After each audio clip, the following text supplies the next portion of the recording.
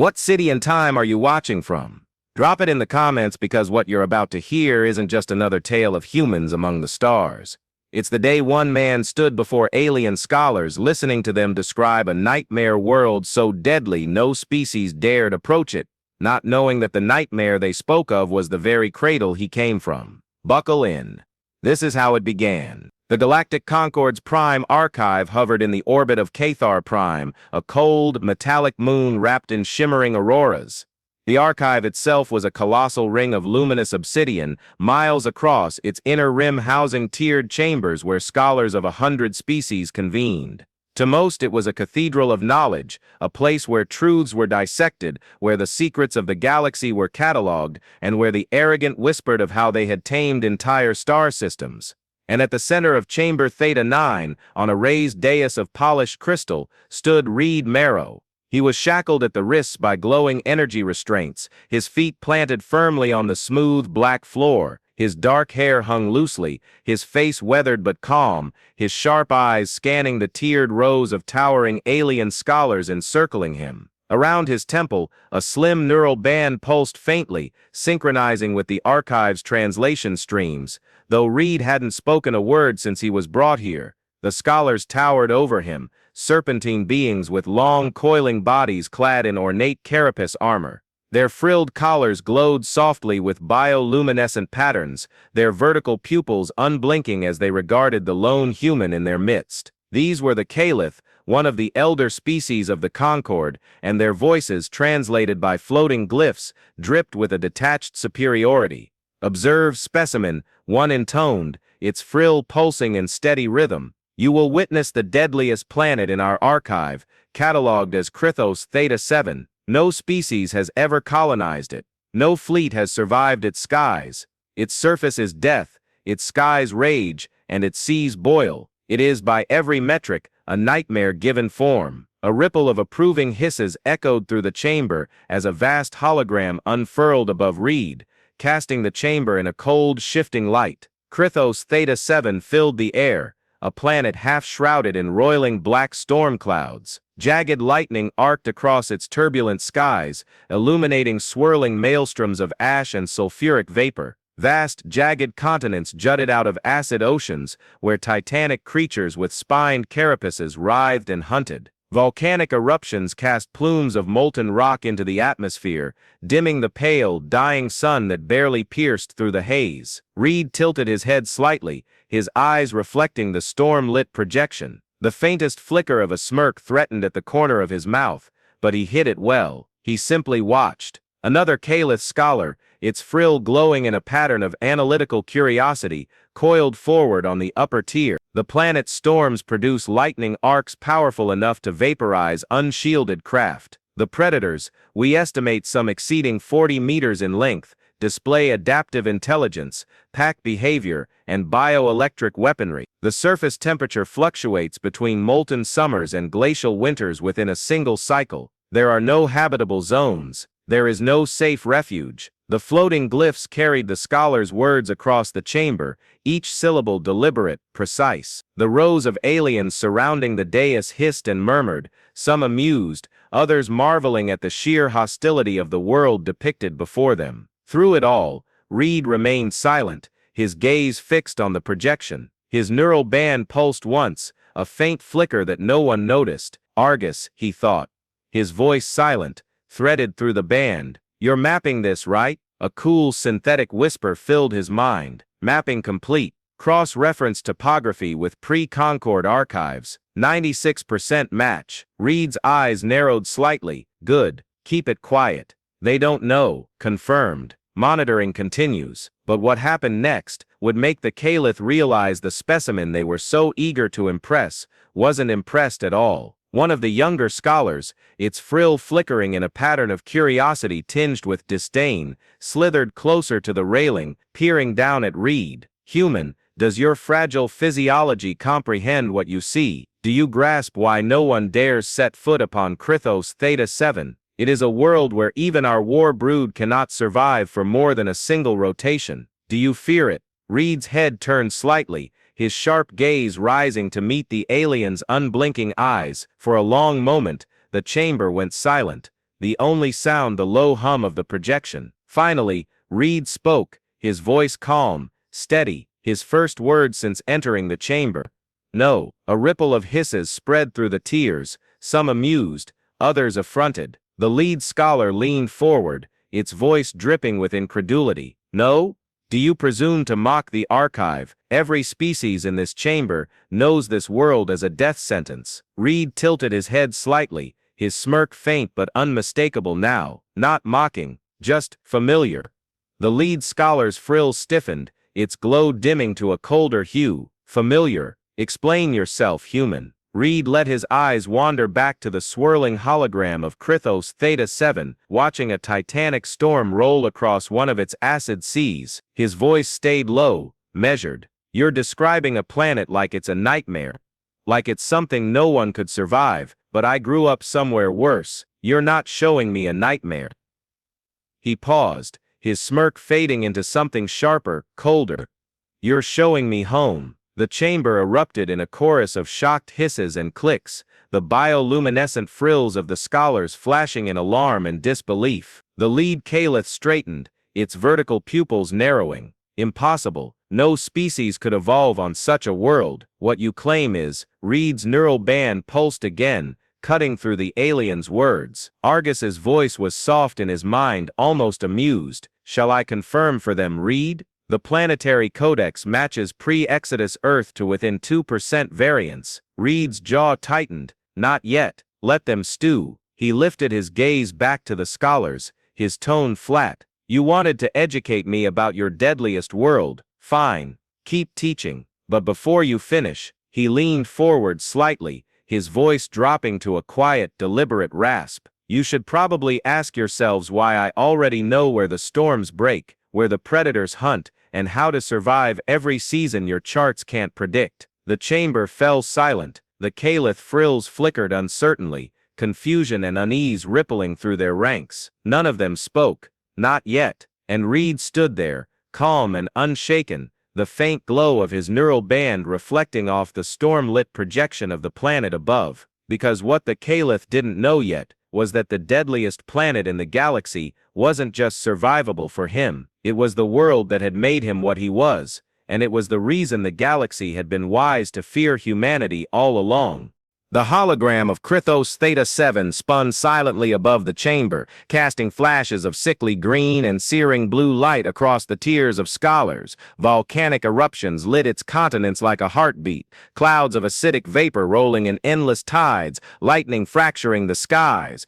The caliph whispered among themselves in rapid hissing exchanges, their frills flickering nervously. Reed Marrow stood motionless on the crystal dais below, still shackled, eyes fixed on the shifting projection. His neural band pulsed faintly in time with his slow breaths, but his expression never broke. He had said enough to unsettle them. The silence that followed was its own weapon. The eldest caliph, its frill dim but steady, finally broke the tension, its voice deep and precise as the glyphs translated its clicks. "Explain yourself, human. No being survives there. You cannot have originated on such a world." Reed's gaze lifted from the projection to meet the alien's unblinking eyes. "You're right. I didn't originate there, but my people did, long before the Concord cataloged it. Before your scholars decided it was a graveyard, we called it something else." His voice dropped lower, deliberate, each word cutting through the chamber like a blade. "We called it Earth." The scholars erupted,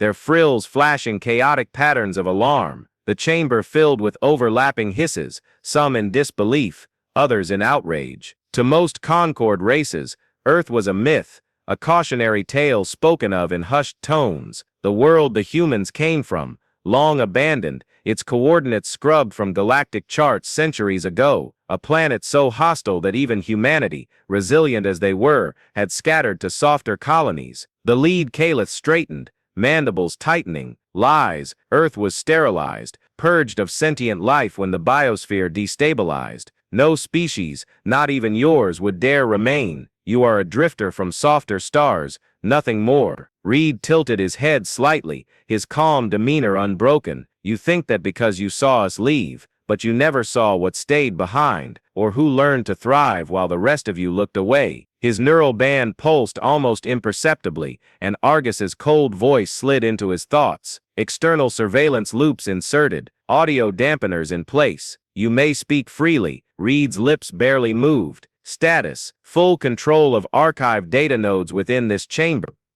Off-site uplinks traced. I have seeded misinformation protocols to mask our transmissions. The Ghost Fleet is in position within Kathar's shadow, awaiting your word. Reed's eyes flicked back to the massive projection of Earth, his fingers flexing subtly against the restraints. Not yet. Let them tell me everything they think they know first, because what happened next wasn't just about proving a point. It was about turning their own knowledge into a weapon they didn't even realize they were giving him. The scholars, still murmuring, began shifting their focus back to the projection, their frills stabilizing into patterns of cold curiosity. The eldest Caliph gestured with a long, elegant claw, cycling through the planet's regions. Observe its western continent. Here, storms converge across a mountain range every 72 hours.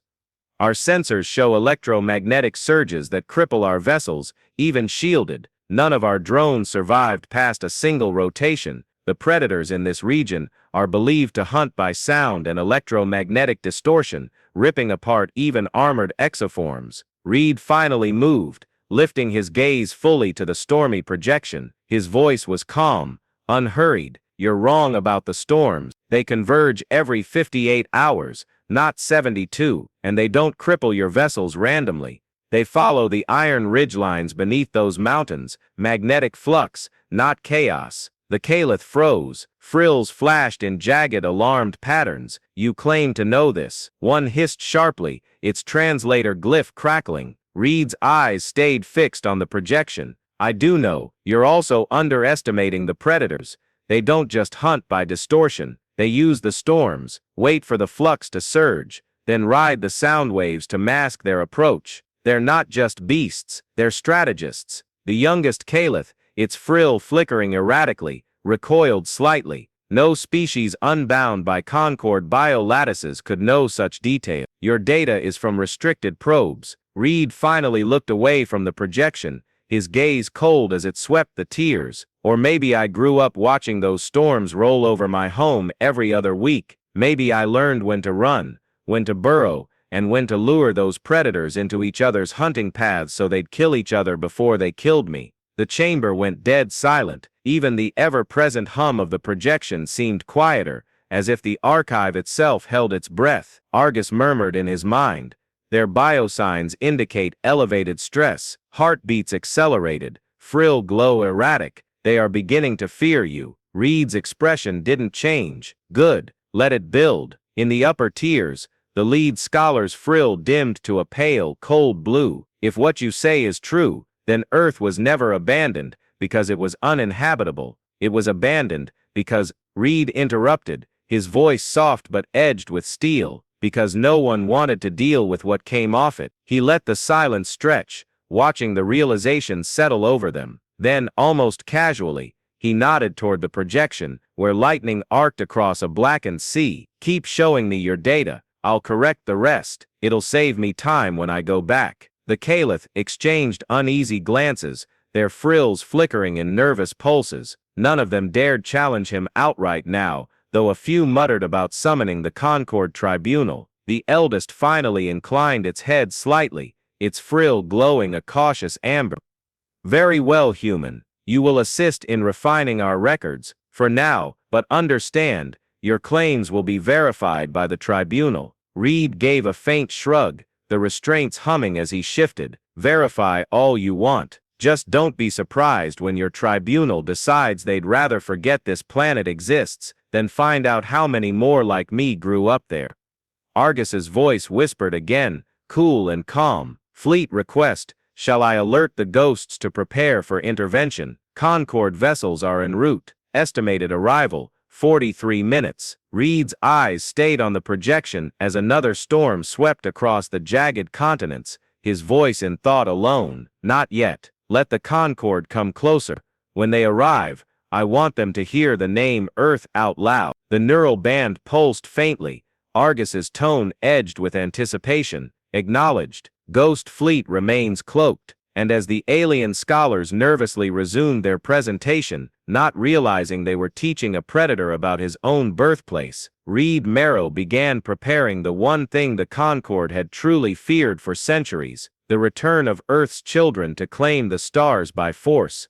The Prime Archives chamber was silent except for the hum of the vast hologram spinning above Reed Marrow. The projection of Krythos Theta 7, the Concorde's so-called deadliest planet, rotated slowly, its storm-racked surface casting a cold, flickering glow across the alien scholars. The Caliph, once confident and condescending, now stood still in their tiered balconies, frills dimming with unease. Reed had corrected their records 5 times in the past hour. Each correction had been quiet, almost casual, yet each had cut deeper into the Caliph's composure. He had identified migration routes they hadn't seen, storm cycles they had miscalculated, and predator behaviors that their probes had failed to capture. Each revelation chipped away at their certainty that this specimen was ignorant. Each word reminded them that the lone human before them didn't just know this world, he understood it in ways no outsider could. The eldest Caliph, its frill a faint and troubled amber, finally broke the silence. Human. This knowledge, it is not possible without direct exposure. Earth was abandoned, its natives scattered. No records of its biosphere have existed in a millennium. You claim familiarity, yet the Concorde confirmed your species fled its cradle. Reed's gaze remained fixed on the projection, eyes narrowing slightly as a bolt of violet lightning shattered a mountain ridge on the planet's western continent. His voice, when it came, was low and calm. You assumed we fled because it was too hostile. You never considered the truth. Some of us never left. The words hung heavy in the cold air. The chamber's glyphs translated the sentence with an almost hesitant tone, as though the system itself sensed the shift in weight. The Caliph murmured among themselves, their voices quick and jagged. Impossible. Myth. Exaggeration. The eldest raised a claw, silencing them, though its own frill flickered in a pattern of unease. Explain, human, it said, voice taut. How could any of your kind remain on a world that even our war broods avoid? Reed's head turned slightly, his sharp eyes meeting the alien's unblinking gaze. Because Earth didn't just make us, it forged us. Every storm, every beast, every cycle of fire and frost, it made us into something the Concorde doesn't want to admit exists. Survivors, hunters, apex predators, even among predators.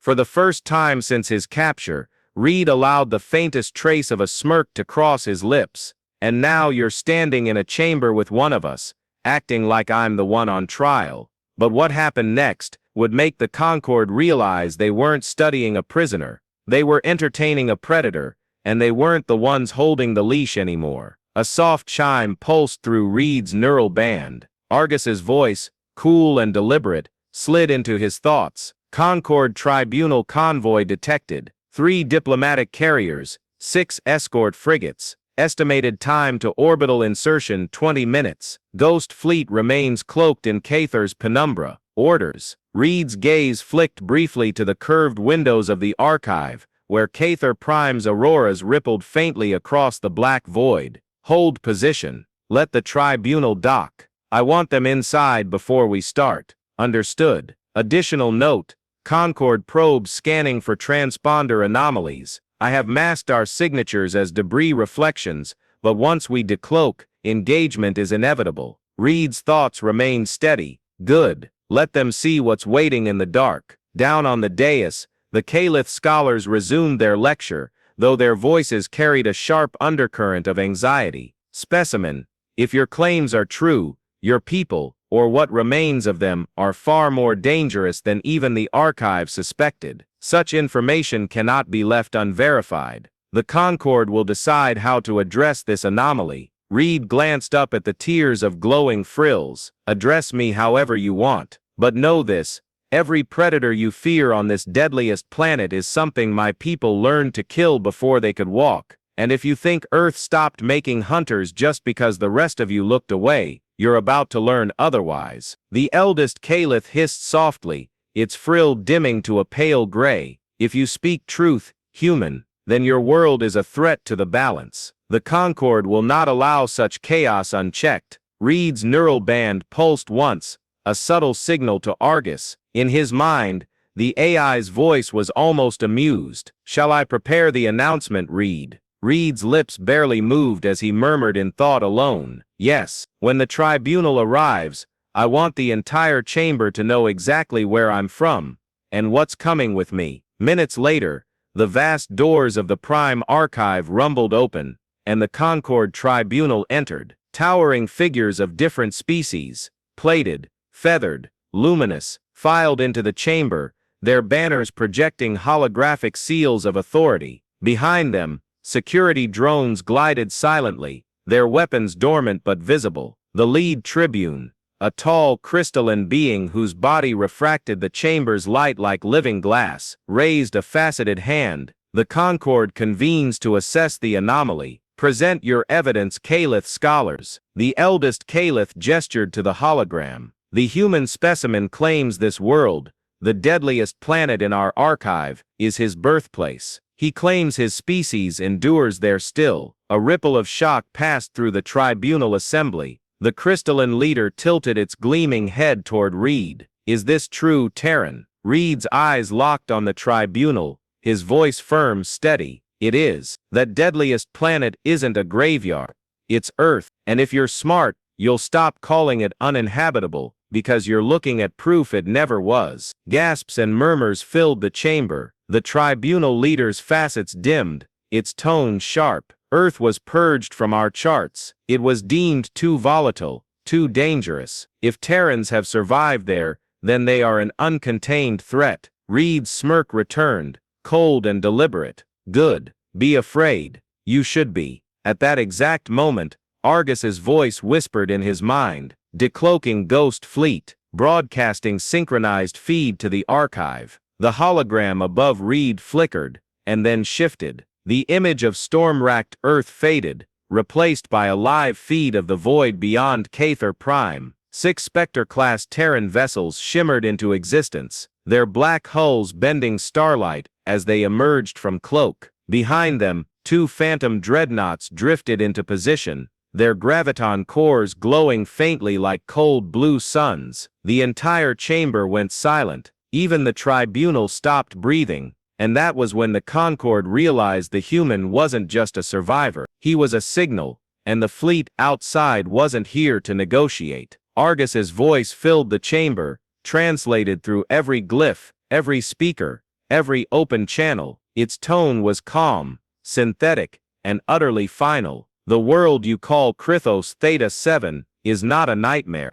It is Earth. Its children have not vanished. They have returned. Leave this archive standing, and Earth will let you live to reconsider your definitions of balance. Test us, and you will see why nothing born there ever kneels." The Caliph scholars recoiled, their frills flashing frantically. The tribunal murmured in panic, their banners flickering with emergency alerts. Outside, the Ghost Fleet moved into formation, their phase drives humming audibly, even through the archive's shields. Reed finally lifted his head, his voice steady, as it cut through the chaos. "Now you understand why your maps erased us. Earth isn't just the deadliest planet, it's the reason the galaxy stopped looking our way." His neural band pulsed once. "Argus, tell the fleet to hold for now, let them sweat." Acknowledged. Ghost Fleet on standby. Part 4 continues. As the Concord must decide whether to submit or fight, the custodian probes appear, and Reed delivers a final broadcast that will echo through the galaxy. The Prime Archive trembled, its obsidian structure humming with stress as the Terran Ghost Fleet settled into position outside Cathar Prime's orbit. Beyond the chamber's panoramic windows, the void shimmered faintly around the fleet's graviton cores, bending starlight like rippling water. 6 Spectre-class vessels hovered in perfect silence, their black hulls alive with faint blue energy veins. Behind them, 2 phantom dreadnoughts loomed, their presence alone enough to make the archive shields hum in protest. Inside Chamber Theta 9, panic had replaced arrogance. The Caliph scholars clung to the edges of their tiers, their bioluminescent frills pulsing frantically in alarm. The Concord Tribunal stood motionless, their holographic banners flickering as emergency directives rippled through their networks. The crystalline lead tribune raised a faceted hand, its voice strained as the glyphs translated. Human. Order your fleet to withdraw. The Concord will negotiate, but we will not tolerate threats to the archive. Reed Marrow stood alone on the crystal dais, energy restraints still clamped to his wrists, though none dared approach to remove or reinforce them. His gaze was steady, fixed on the vast windows where the ghost fleet drifted like patient predators. His neural band pulsed faintly as Argus whispered into his thoughts. Concord Defense Fleet en route from the outer system. 45 vessels, estimated arrival, 8 minutes. Additional anomaly, Maelrix custodian probe signatures entering from slipstream corridor. Arrival in 300 seconds. Recommendation, escalation protocol or immediate withdrawal. Reed's eyes narrowed slightly. Keep the fleet cloaked until the defense armada is in range. If the custodians want to test us, they'll have to do it in the crossfire. Understood. Singularity charge primed. Veil nets deployed across orbital plane. Celine Ward's voice filtered through the neural band next, sharp but calm. Dorian, you understand what happens if the custodians engage. They don't just target fleets, they collapse entire regions. The Veil sector all over again. Reed's gaze didn't waver from the stars beyond the windows. Then we don't give them a choice. We make this look like containment, not extermination. If the Concord wants balance, we'll give them their balance, our way, because what happened next wasn't about survival anymore. It was about showing the galaxy that Earth didn't ask permission to exist, it demanded it. The chamber's panic reached a fever pitch as the holograms flickered again. The projection above Reed shifted from the ghost fleet to a new image, the Maelrix custodian probes emerging from slipspace. They were serpentine behemoths, each several kilometers long, their golden biomechanical plating alive with shifting patterns of light. They moved without haste, without sound, their presence alone making the air in the chamber feel heavy. The crystalline tribune's facets dimmed to a pale white, a universal sign of fear among its kind. The custodians approach. If they deem this a violation of galactic balance, they will obliterate us all. Human, call off your fleet before they fire. Reed finally turned his head toward the tribunal, his expression calm but cold. Call them off? No, but I'll give you, and the custodians, a choice. He stepped forward, the hum of his restraints growing louder as he moved to the edge of the dais. Earth didn't come here to destroy the Concord. Not yet, but we're done watching you let predators burn our colonies while you debate balance. You call Earth a threat? Fine. Then understand this. Earth is also the only reason the custodians won't tear through your fleets next. The eldest Caliph hissed sharply, its frill flashing red. You would pit yourselves against the Maelrix. You court extinction. Reed's gaze didn't shift. I was born on a world where every day meant fighting things the size of your dreadnoughts. Extinction is something we learn to live with. The custodians aren't gods. They're another problem to solve. Argus's voice whispered into his mind. Calm and clinical. Veil nets fully deployed. Concord Defense Fleet entering range. Custodian primary probe charging pulse weapon. Suggest activation of graviton lattice within 30 seconds. Reed tilted his head slightly, speaking aloud this time, his voice echoing through the chamber. Everyone in this archive has two choices. Leave now, or stay and watch what happens when Earth decides to balance the scales itself. The chamber fell silent, every scholar and tribune frozen as the golden glow of the custodian probes intensified through the windows. And then the void erupted. The first Concord frigates dropped from slipspace, their drives flaring bright against the darkness. They formed a defensive line between the archive and the ghost fleet, weapons hot, their commanders transmitting desperate ultimatums. But before the standoff could turn into a battle, the Maelrix fired. A wave of compressed reality surged outward, a shimmering wall of distortion that vaporized 3 Concord escorts instantly and sent shockwaves through the archive's shields. The ghost fleet didn't flinch. Argus's voice was cool in Reed's thoughts. Lattice online. Singularity charge in position. Synchronize now, or all assets will be lost.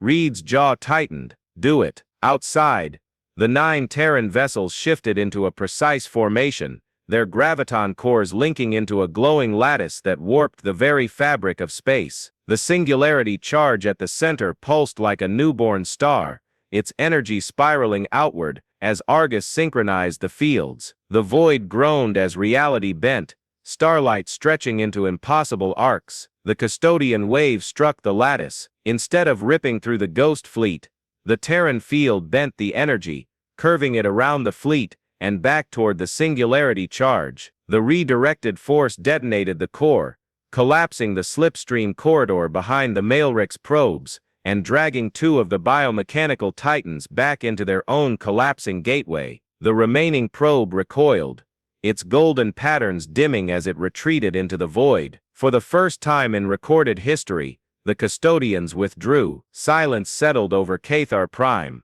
The Concord defense fleet hung motionless, their commanders frozen between awe and terror. The Caliph scholars stared wordlessly at Reed, their frills dim and still. The crystalline tribune's facets pulsed faintly, its voice unsteady. The custodians retreated. No species has ever forced their hand. Reed stepped back from the dais, his gaze sweeping the chamber. Earth doesn't want your archive or your Concord, but understand this. The next time anyone comes for our people, there won't be a tribunal, there won't be negotiations, there will only be silence where your fleets used to be. Argus pulsed softly in his mind. Shall I transmit the broadcast? Reed's lips curved into a faint, cold smile. Yes, make it simple. Across the galaxy, every open channel, Concord beacon, and encrypted relay, lit up with a single transmission. There was no music, no visuals, only Reed's voice, calm and unyielding. The planet you call the deadliest in the galaxy is our home. Earth's children have returned, and we are the balance now. Kneel, or stay out of our way. The broadcast cut. The ghost fleet slipped back into Faye's cloak, vanishing into the darkness, as if they had never been there. The tribunal and the Caliph were left staring into the void, the echoes of the message still chilling the air. If this story left you breathless, like, share and tell us in the comments. Should Earth lead the galaxy, or should the galaxy fear it? Subscribe for the next tale, because Earth's war among the stars is only beginning.